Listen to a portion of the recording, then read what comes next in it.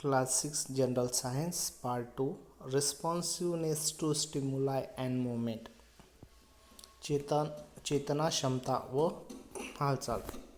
Living things act in various ways when responding to stimulus. जे सजीव असतात तर विविध क्रिया त्यांच्यामध्ये होत असतात आणि ते चेतनेला प्रतिसाद देतात, म्हणजे स्टिम्युलसला ते रिस्पॉन्ड देतात. If you suddenly enter a cow shed, the cows and buffalo stand up, begin to move, one or two may even start moving. आपण जर एखाद्या म्हशीच्या गोट्यात अचानक प्रवेश केल्यावर जे म्हशी असेल ते उभे राहतात.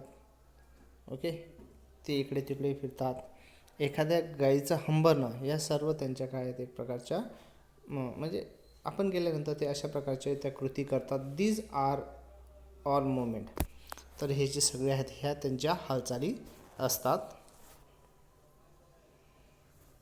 The movement or change taking place in living thing at a such time their response to a stimulus. म्हणजे सभोवताली जी घटना घडते म्हणजे चेतना, म्हणजे आपण त्याला स्टिम्युलस म्हणतोय. त्यामुळे सजीवांनी त्या स्टिम्युलसला जो रिस्पॉन्स दिलेला असतो, ओके, म्हणजे एक प्रकारचं ते त्याला मुवमेंट होते त्याच्यामध्ये, त्या सजीवामध्ये. And even that occur in our surrounding is a stimulus. The ability of living thing to response to stimulus is called their responsiveness to stimuli. तर सजीवांमध्ये अशा प्रकारची जी क्षमता आहे की जे स्टिम्युलसला रिस्पॉन्स देऊ शकतात, चेतनेला प्रतिसाद देऊ शकतात, त्याला आपण रिस्पॉन्सिव्हनेस टू स्टिम्युलाय असं म्हटलं जातं. Responsiveness to stimuli is a characteristics of living thing. म्हणजे चेतना क्षमता हे सजीवांचं काय लक्षण आहे.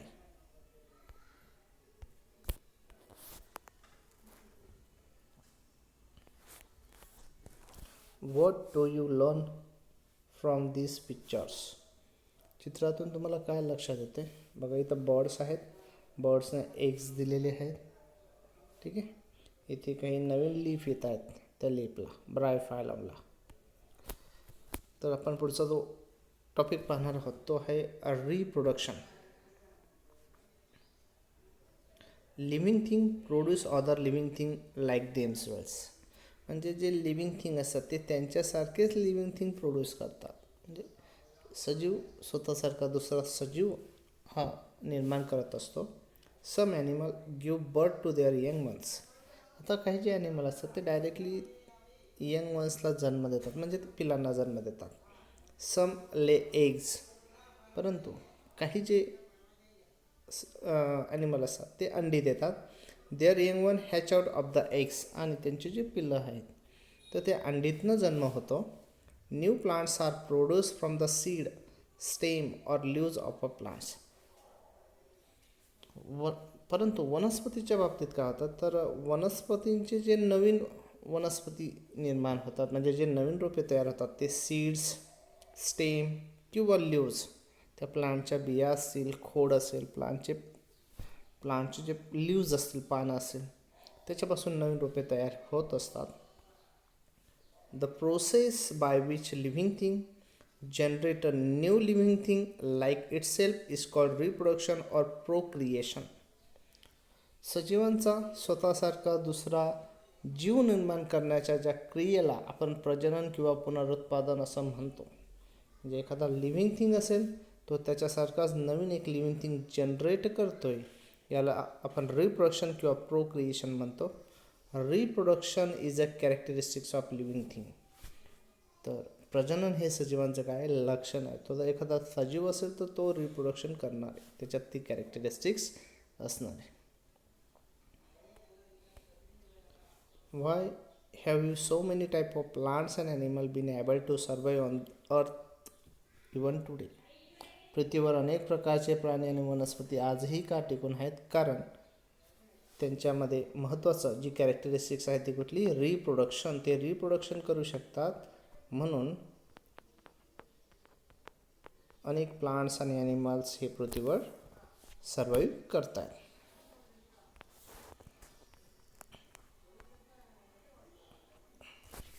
Observe and discuss. आकृतीत जर बघितलं आपण किंवा चित्रांमध्ये जर बघितलं आपण, आपल्याला प्लांट्स दाखवले बघा. ओके, तर त्याच्यामध्ये बदल झालेला आहे प्लांट्समध्ये काळानुसार. त्याचप्रकारे आपल्याला इथे बघा हे ॲनिमल शेप दाखवलेली आहे.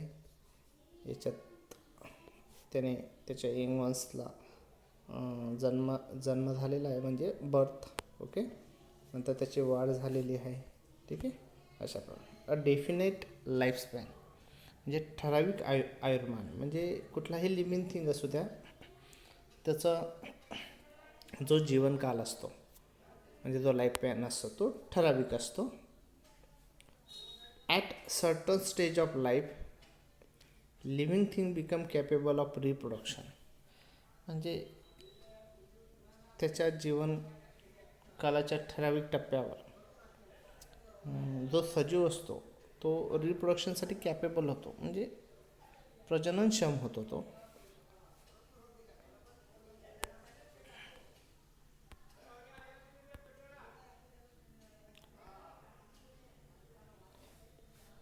Later on in life reproduction stage their organ become weak and still later their life comes to an end. प्रजननानंतर म्हणजे जो ठराविक काल होता त्याचा रिप्रोडक्शनचा, त्याच्यानंतर देअर ऑर्गन बिकम वीकेन्स, त्याचे जे ऑर्गन्स असतात, जे अवयव असतात ते क्षीण होत जातात, वीक होत जातात. स्टील लेटर त्यानंतर their life comes to an end, त्याचा जीवनकाल हा संपतो. In other word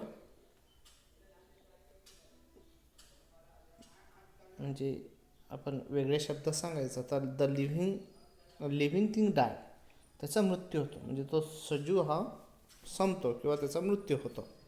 the life span of different animal and plants are different.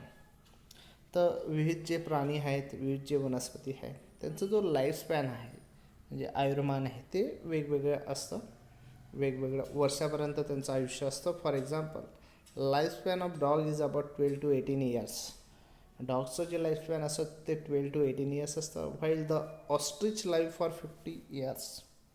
परंतु जे ऑस्ट्रिच म्हणजे शहामृग हा सुमारे 50 इयर्स 50 वर्षापर्यंत जगतो. You may have wonder what exactly the living things are, how they come into being and so on. तर सजीव नेमके कसे आहेत, ते कसे तयार झालेत, कशापासून तयार झालेत, असे प्रश्न तुम्हाला पडले असतील. Do you know the lifespan of giant turtle found on the Galapagos Island in South America is about 170 years. म्हणजे दक्षिण अमेरिकेजवळील जे गॅलोपेगॉस बेट आहे तिथे आढळणारे जे महाकासव यांचं आयुष्य सुमारे 170 वर्ष असतं. On the other hand the lifespan of mayfly ranges from 1 hour to 24 hours. Mayfly ह्या कीटकाचं आयुष्य 1 तासापासून 24 तासापर्यंत असते.